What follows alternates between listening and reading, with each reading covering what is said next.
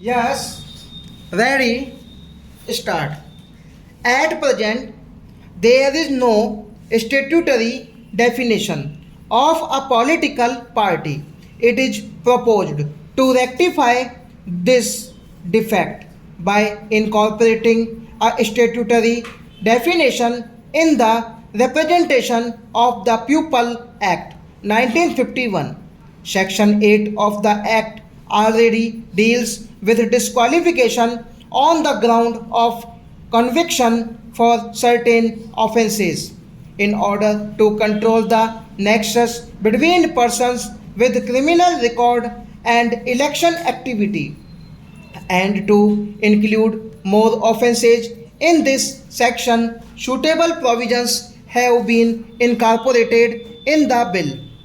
In this connection, I may mention that we have included conviction for certain economic and social offences also in the purview of disqualification.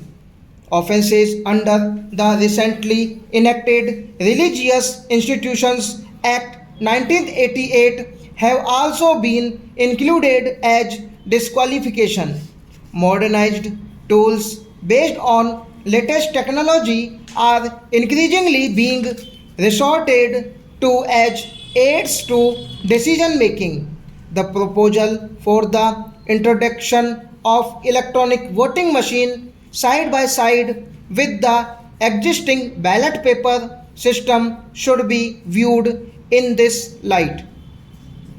There are other advantages claimed for the electronic voting machine.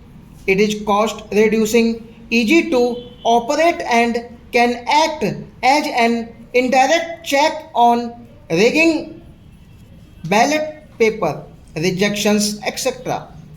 Since the Representation of People Act makes a specific mention of the ballot paper system of voting, the Supreme Court has held in an election case some time ago that without a formal provision in the statute, it would not be legally permissible for the electronic voting machines to be based used.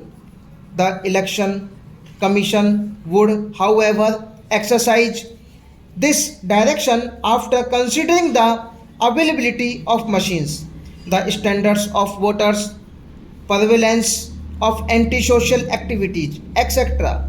I am sure that all the members of the House will agree with me that the evil of booth capturing has to be put down with a firm hand. If it is allowed to remain unchecked, serious distortions may result. Apart from extreme lawlessness, it has therefore been proposed to make booth capturing an offense and also a corrupt practice. It has also been proposed that the Election Commission shall, in cases of large scale booth capturing, countermand the election in the whole constituency in addition to ordering of repoll in particular booths. On several occasions, election meetings are disturbed by vested interests and gundage. The present fine provided for in the statute is meager, namely a mere fine of rupees 250. It is now proposed to amend this provision to provide for a sentence of imprisonment and enhanced fine of rupees 1000.